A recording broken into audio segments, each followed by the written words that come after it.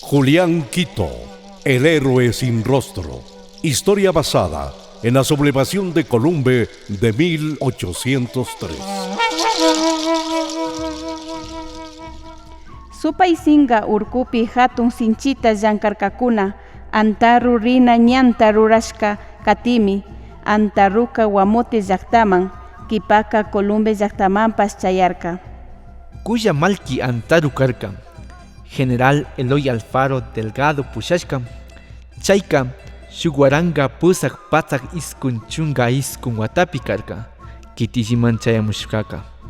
Sumak pachakunami karka, antaruka killinsa aparingapak sayarirkami, kaypimi killinsa wakichinapa wasikuna tiyarka. Runakunawan chunta suyumanta kuya suyuman randingapak tawka yanapaqkunawan hundashka chayamurka.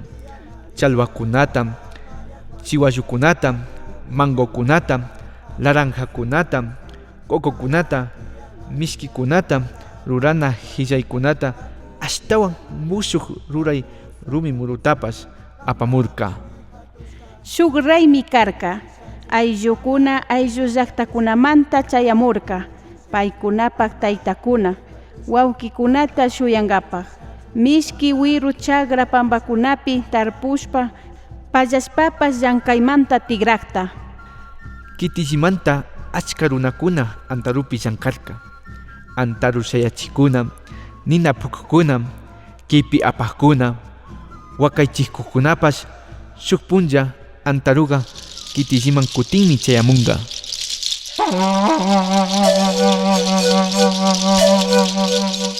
Julián Quito, el héroe de Columbe. Este proyecto es parte del Fondo de Fomento de las Artes, la Cultura y la Innovación, Línea de Fomento de la Memoria Social y el Patrimonio Cultural, Convocatoria 2025.